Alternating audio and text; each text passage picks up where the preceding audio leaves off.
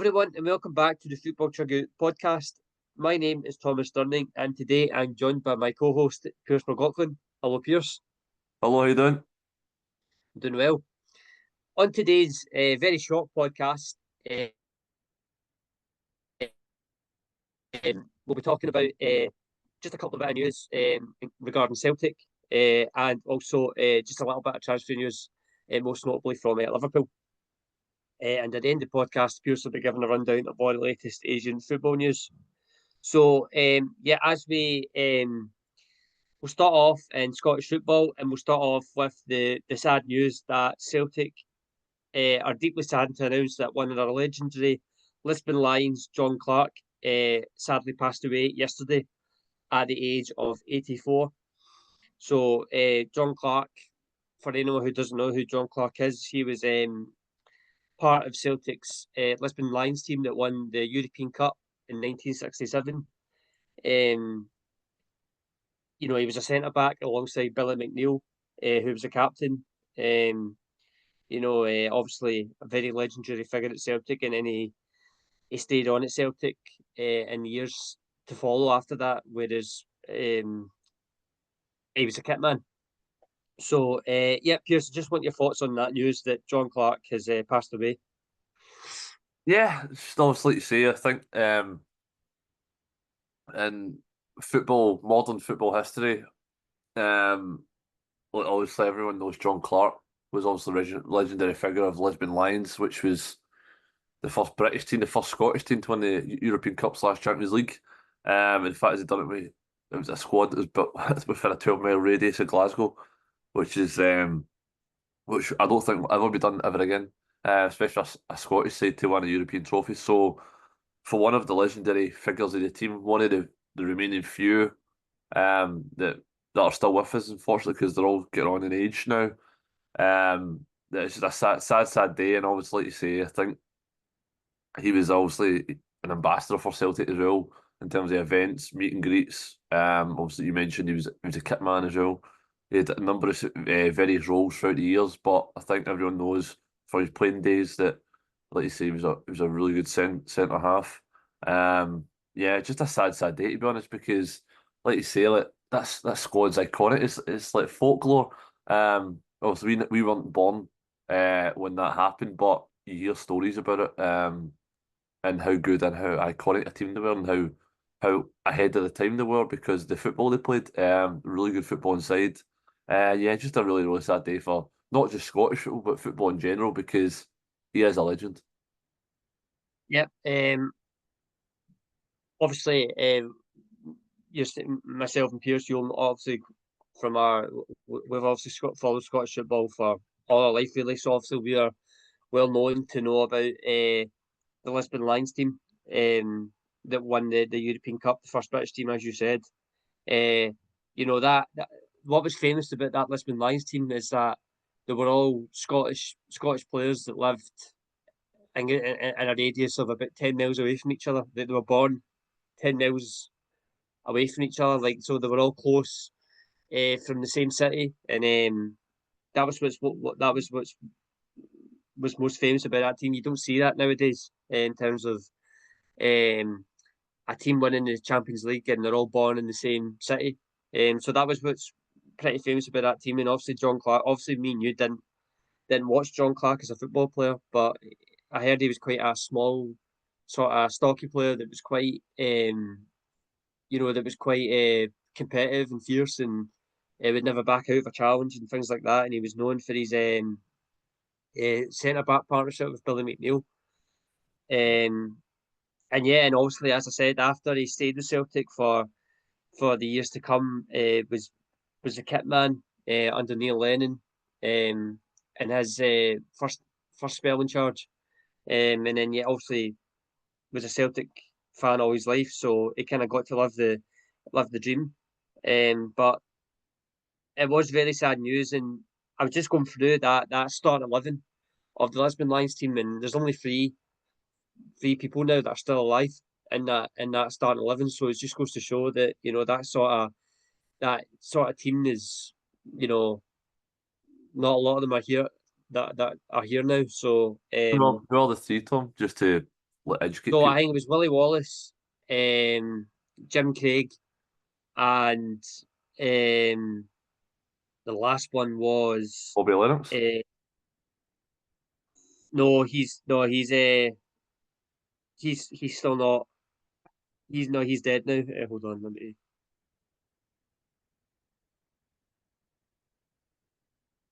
Aye, Bobby Lennox. It's Bobby Lennox, yeah. So the three that are only still alive: Jim Craig, Bobby Lennox, and who's the other one? Willie Wallace.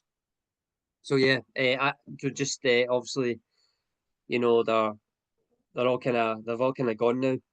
But it's obviously a team that are etched in the history of football. You know, obviously Celtic connections, the Celtic fans and the the club will always kind of keep that team alive in the years to come because it was such a special um, achievement that they made. Probably the most brilliant achievement, obviously the pinnacle of football. Um, and yeah, you don't know if I don't we don't know if a Scottish club will ever do that again. So yeah, but just to follow Jim Craig, sorry, Chris, what's his name again? John Clark, who has sadly passed away at the age of 84.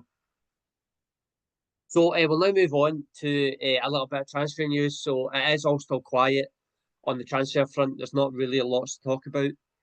Um, but the most important one is the fact that Liverpool have signed officially Florian Wirtz from Bayer Leverkusen. So they, so I think this is our club record deal, and it was worth £116 million that they signed Wirtz.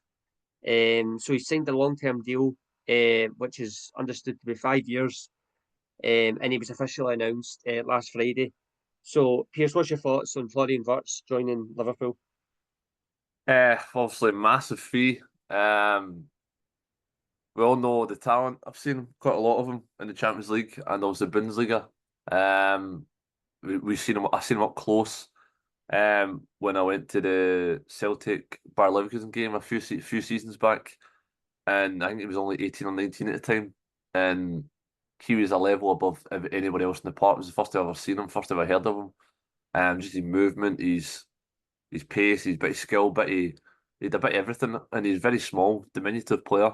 And yeah, he bullied a lot of the Celtic players, and just showed that he was going places. And obviously, he was one of the star players in their Bundesliga 2 seasons back. And I think he's come through the boyhood club of Leverkusen.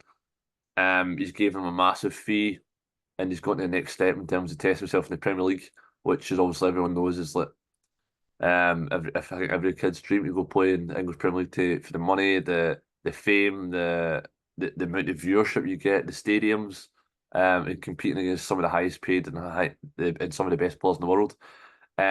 So I think Arne Slot, in terms of getting him, I think he identified him as a key target. And I think with adding him to the team is a very good and astute signing. Although the fee is really high, but I think Liverpool don't really spend much money. They never really spent much last season when Slot came in.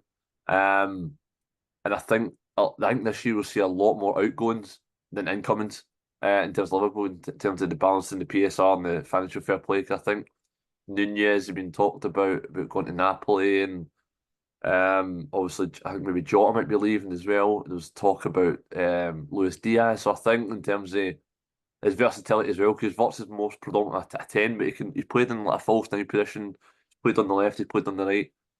So I think that versatility and the different systems that Arne Slot likes to play, I think for me he's a perfect player for the system, and I think it'll take Liverpool to the next level. And I think obviously they won the league last year, and I think they'll be able to do a bit more in terms of the Champions League and competing in the latter stages, and potentially trying to go on and win it. But I think fee really high, but you know what you're getting, world class player, and I think it's a brilliant signing. Yep, I agree. You know, in terms of Florian Wirtz, the player, obviously, he's been kind of on the scene for a couple of years now. But the first time I actually saw him like live, and I thought, wow, he really is a good player. Is the unfortunate game when Scotland in the first Euros match against Germany, and when they got absolutely hammered. And I just remember that day when it was him and Musiala, and they just absolutely tore Scotland's midfield apart. And I just remember what he was always playing in them sort of pockets, and he was just unbelievably quick, and very good dribbler at the ball. He was very skillful. Has an eye for goals. Well, I think he's a very good I think he's a very good young talent. I think he's got lots more to improve as well. But that was the first time I saw him. He's obviously done really well at Leverkusen. Won the title there. Played really well under Xabi Alonso. I always thought he was actually going to go to Bayern Munich. I just had this feeling he was going to go there. There's a lot of talk about that he was going to go to Bayern Munich, but Liverpool have pulled it off, and it's going to be interesting to see how he adapts in the Bundesliga to the Premier League, because obviously this is going to be his first move outside of Germany. Not lots of players do make it when they move out of their home country. But I think Florian Wirtz, I've got a feeling he will be fine, and he's going into a team that are successful on the back of a title. He's going to be playing with players like Salah, Van Dijk. He's obviously got a player in Germany, Frimpong, who has also signed for Liverpool as well. So obviously he's not. It's not as if he's going into a team that he'll not know anyone. So that'll help him a lot. And it'll be interesting to see how he fits into that team. Um, you know, I do see him sort of playing as like an attacking midfielder, so like the cam position, with the likes of Gravenberch and McAllister sort of behind them in the midfield. Um, and I think with the likes of Salah, I think he'll link up well with him.